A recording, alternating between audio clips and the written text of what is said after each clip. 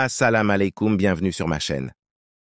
Louange à Allah, Cheikh Al-Albani, puisse Allah lui accorder sa miséricorde, a dit, voici les conditions du voile. Premièrement, il doit couvrir tout le corps, sauf les parties exclues, ce qui s'atteste dans les propos du Très-Haut. Ô prophète, dis à tes épouses, à tes filles et aux femmes des croyants, de ramener sur elles leur grand voile. Elles en seront plus vite reconnues et éviteront d'être offensées. Allah est pardonneur et miséricordieux. Coran 33:59. Le premier verset indique clairement la nécessité de couvrir les organes qui portent la parure et n'en montrer aucun devant des étrangers. S'ils apparaissent de façon inintentionnelle, il faut s'empresser à les couvrir. Dans son exégèse du Coran, Al-Hafiz ibn Kathir dit « Cela signifie qu'elles ne doivent pas montrer leur parure devant les étrangers, sauf ce qu'il n'est pas possible de cacher. » Ibn Mas'ud dit « C'est comme un manteau et d'autres, habillent à la manière dont s'habillaient les femmes arabes. Elles portaient des écharpes sur leurs vêtements. Ce qui apparaît inclut aussi les extrémités inférieures des vêtements.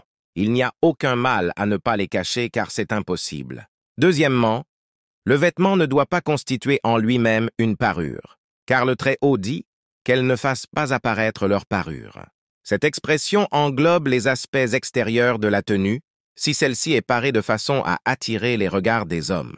Cette idée s'atteste dans les propos du Très-Haut, « Restez dans vos foyers et ne vous exhibez pas à la manière des femmes d'avant l'islam, Jahiliya, Coran 33:33. Et les propos du prophète, bénédiction et salut soient sur lui. Ne t'interroge pas à propos de 3 personnes. Un homme qui a quitté la communauté, désobéit à son imam et est mort rebelle, une esclave ou un esclave qui meurt en fuite, et une femme dont le mari s'est absenté, après lui avoir assuré le nécessaire en fait de provisions et qui, malgré cela, s'exhibe en public pendant son absence. Ne t'interroge pas à propos de cela. Cité par Al-Hakim, 119 et Ahmad, 619 d'après. Le hadith de Fudalata bint Abid, sa chaîne de rapporteurs est authentique et il est dans Al-Adab al-Mufrad. Troisièmement, il doit être épais, saphique, sans quoi il ne pourrait pas cacher le corps. Quant aux vêtements transparents, ils ne font qu'aggraver la tentation et l'attrait.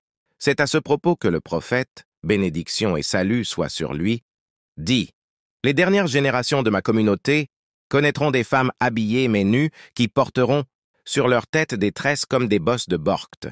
Maudissez-les car elles sont maudites. » Un autre hadith ajoute « Elles n'entreront pas au paradis et n'en sentiront pas l'odeur. » Pourtant cette odeur peut être sentie à une distance parcourue en ceci ou cela de marche. Rapporté par Muslim d'après Abu Huraira, Ibn Abd al-Bar dit « Le prophète, bénédiction et salut soient sur lui, entend par là les femmes qui portent des vêtements légers et transparents.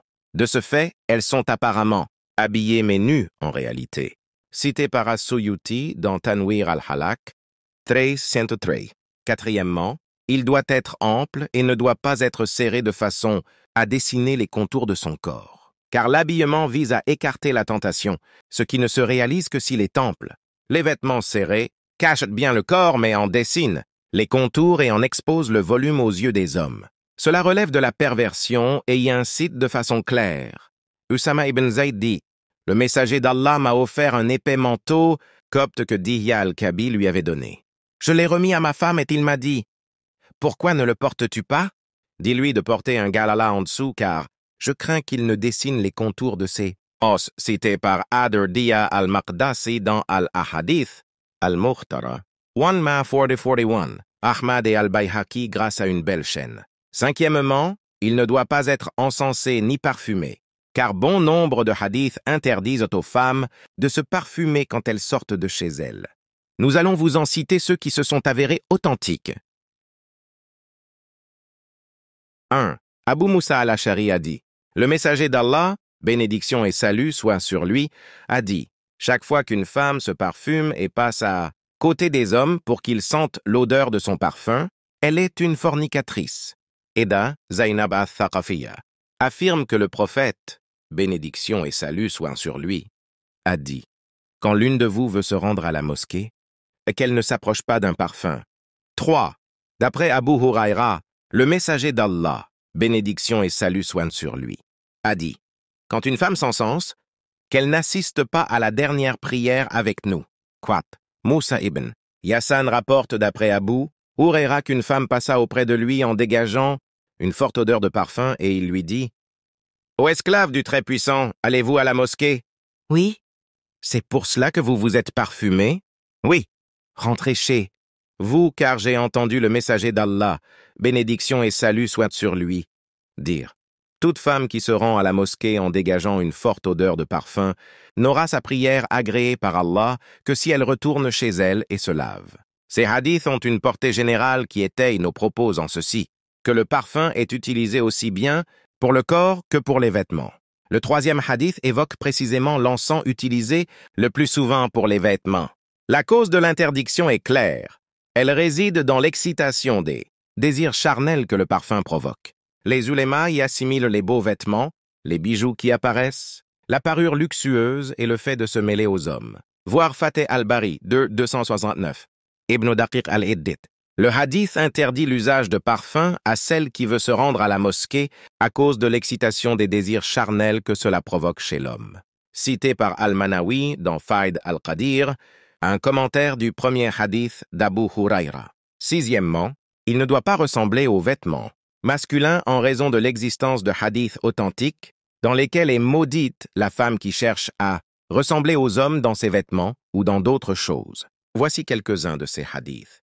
1. Abu Huraira a dit « Le messager d'Allah, bénédiction et salut soient sur lui, a maudit l'homme qui porte des vêtements de femme et la femme qui porte des vêtements d'homme. » 2. Abdallah ibn Amr a dit « J'ai entendu le messager d'Allah, bénédiction et salut soient sur lui, dire « N'est-ce pas des nôtres les femmes qui cherchent à ressembler aux hommes, ni les hommes qui cherchent à ressembler aux femmes ?» 3. Ibn Abbas a dit « Le prophète, bénédiction et salut soient sur lui, a maudit les efféminés parmi les hommes et les femmes qui se donnent une allure d'homme, et il a dit « Expulsez-les de vos foyers, et le prophète, bénédiction et salut soient sur lui, a expulsé un tel, et Omar a expulsé un tel. » Une autre version dit « Le messager d'Allah, bénédiction et salut soient sur lui, a maudit les hommes qui cherchent à ressembler aux femmes, et les femmes qui cherchent à ressembler aux hommes. » 4. Abdallah ibn Omar dit « Le messager d'Allah, bénédiction et salut soient sur lui, a dit « Trois n'entreront pas au paradis, et Allah ne les regardera pas, celui qui maltraite ses pères et mères, la femme qui cherche à ressembler aux hommes et l'homme efféminé. » 5. Ibn Abi Mulaika, de son vrai nom Abdullah ibn Ubaydullah, a dit « On a dit à Aïcha, la femme peut-elle porter des chaussures fermées ?» Elle a dit « Le messager d'Allah a maudit la femme qui cherche à ressembler aux hommes. » Ces hadiths indiquent clairement l'interdiction aux femmes de chercher à ressembler aux hommes et inversement, ce qui s'applique aussi bien dans les domaines vestimentaires que dans les autres. Mais le premier hadith singularise le vêtement.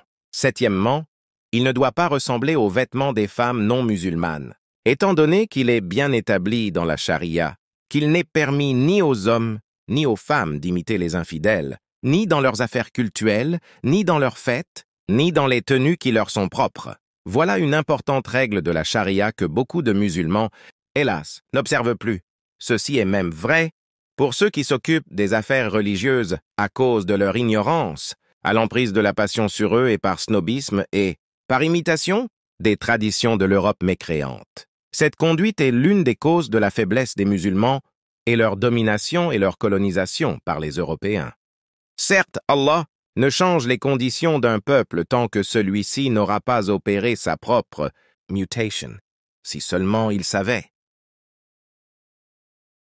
Il convient de savoir que les preuves de la validité de cette importante règle sont nombreuses dans le Coran et la Sunna. S'il est vrai que celles contenues dans le Coran sont sommaires, il est tout aussi vrai que la Sunna les explique conformément à son rôle. Huitièmement, il ne doit pas être trop voyant. Un hadith d'Ibn Omar, paix à Allah, dit « Le messager d'Allah, bénédiction et salut soient sur lui, a dit « Quiconque porte ici-bas un vêtement trop voyant, Allah l'habillera d'un habit d'humiliation au jour de la résurrection.